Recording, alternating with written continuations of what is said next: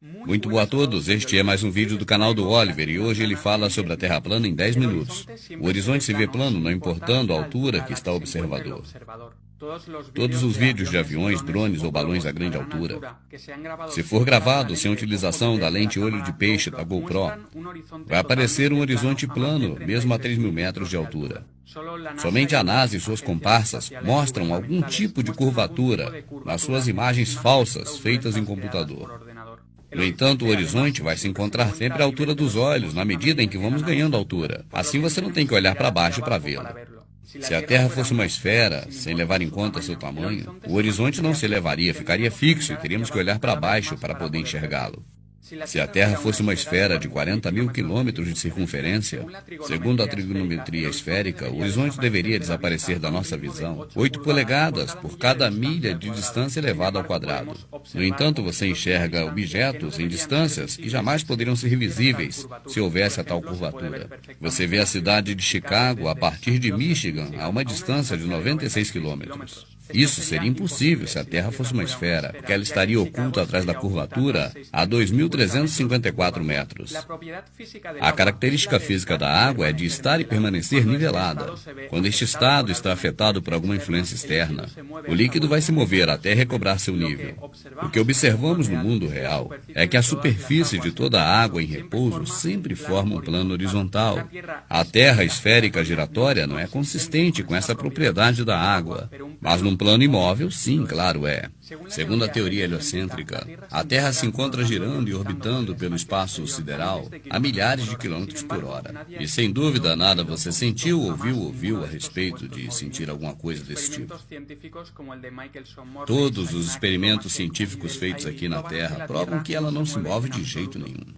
Se a Terra estivesse rodando, os tipos de voo seriam muito diferentes dependendo das direções dos aviões. Um avião voando em direção oposta à rotação terrestre percorreria uma distância muito maior do que o avião que está voando em direção oposta na mesma velocidade. Na verdade, e o que você já sabe, é que os tempos de voo dos aviões são sempre os mesmos para qualquer lado. Se a Terra estivesse girando e orbitando conforme nos contaram, seria impossível a estrela polar Polaris estar sempre acima do Polo Norte na mesma posição. E ela está lá, sempre fixa no céu. Ela sempre foi referência para a navegação. Do mesmo jeito, as constelações não mudaram de lugar no mínimo ao longo da história. Isso é incompatível com a história da rotação em órbita terrestre. Se a Terra estivesse girando, a fotografia noturna de larga exposição, que são chamados Star Trails, não mostrariam jamais o círculo perfeito que as estrelas realizam ao redor da estrela Polaris. Mostrariam linhas irregulares. Com isso se conclui que são as estrelas que rodam ao redor de Polaris numa Terra imóvel. Segundo a teoria da gravidade, um objeto menor será atraído por um objeto de maior massa. E sem dúvida não há nenhum experimento na história da humanidade jamais mostrou que um objeto de menor massa é atraído por aquele de maior massa. Segundo a teoria, a gravidade faz com que o mar se mantenha agarrado à Terra esférica giratória. E você sabe que a água jamais vai ficar presa numa esfera, ainda mais se essa estiver rodando. Todos estes fenômenos atribuídos à gravidade nunca, jamais foi observado no mundo real. Portanto, de acordo com o método científico, isso não está certo, pois esse tem um critério a ser adotado. Segundo a teoria heliocêntrica, estes efeitos da gravidade estão acontecendo no espaço sideral, e somente a NASA e suas comparsas conseguem perceber isso.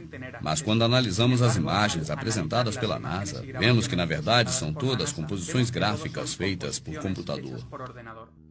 A partir da missão Apollo 11, que supostamente teriam pisado na Lua, existem inúmeros exemplos de fraudes feitos pela NASA. A fotografia oficial do planeta de 2012 apresenta nuvens clonadas no Photoshop. A foto oficial de 2015 mostra a palavra sexo em inglês nas nuvens.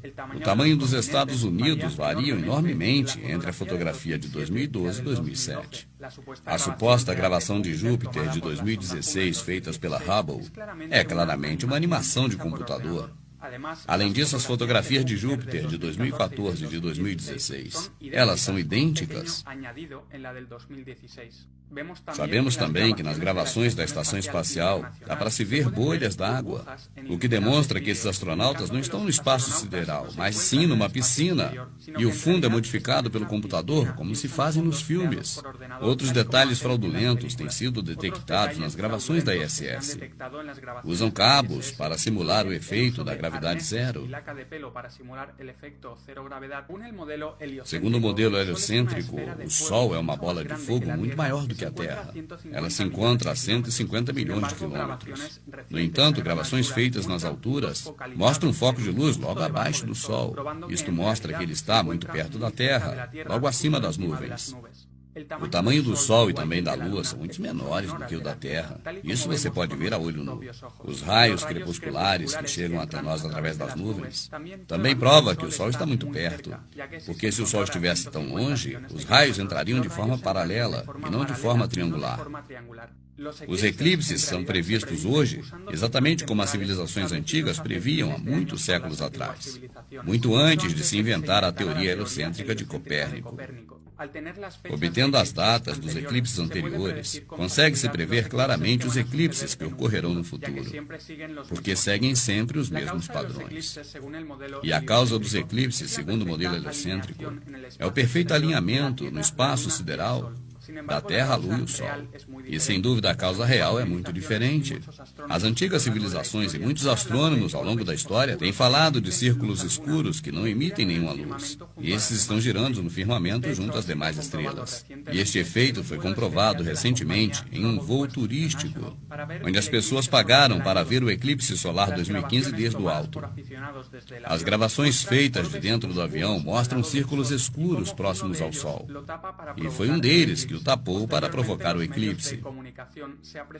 A televisão mostrou imagens editadas onde ocultaram esses círculos. No modelo da Terra esférica existem dois polos opostos. Está um a cada lado do globo. E sem dúvida existem grandes diferenças entre o extremo norte e o extremo sul. No extremo norte, as temperaturas são muito superiores e há grande diversidade entre flora e fauna. Ao contrário, no sul as temperaturas são bem menores. A existência de flora e fauna é praticamente nula. E estas diferenças não têm nenhuma explicação satisfatória no modelo da Terra esférica, já que o Sol clareia do mesmo jeito norte e sul ao longo dos anos. Ao contrário, é totalmente lógico na Terra plana. O Sol, que é muito menor do que a Terra e clareia só no âmbito local, completa uma volta sobre a Terra a cada 24 horas. Ao longo do ano, ele vai caminhando de trópico a trópico e por isso ocorrem as estações.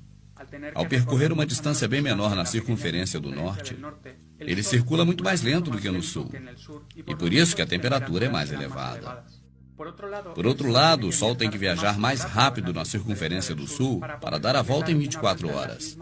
E por isso ele passa menos tempo esquentando uma determinada área. E por isso existem diferenças de temperaturas entre Norte e Sul. A Antártida, na verdade, são essas muralhas de gelo que rodeiam a Terra. Quanto mais a notícia se espalha, mais as autoridades proíbem o acesso a essas áreas. A pesquisa e investigação por parte de cidadãos são proibidas.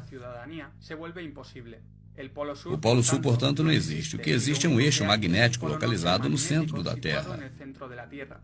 As provas da existência do Polo Sul mostradas pelas autoridades são algumas bandeiras e uma bola metálica. No entanto, esses objetos podem estar localizados em qualquer ponto aleatório ao largo da circunferência de gelo. Também jamais foi feita uma circunnavegação passando pelos dois polos da Terra esférica. Só se fazem círculos na Terra de leste a oeste, oeste a leste, justamente porque é a única circunnavegação que pode ser realizada num plano. As circunnavegações polares que disseram que fizeram são creditadas às pessoas das famílias Rothschild e do governo, e o mesmo acontece com as viagens espaciais. As verdadeiras estrelas e planetas são muito diferentes dos gráficos criados pelos computadores da NASA. Na realidade, são luminárias que mudam constantemente de forma e de cor. Hoje, elas podem ser enfocadas normalmente com câmeras modernas. Então fica provado que não são esferas gigantes que estão a milhares de quilômetros de distância, mas que são, na verdade, luzes no firmamento e estão a poucos quilômetros da Terra. Siga o canal, faça sua inscrição, porque o Oliver continuará falando destes assuntos. E como sempre, muito obrigado e até o próximo vídeo.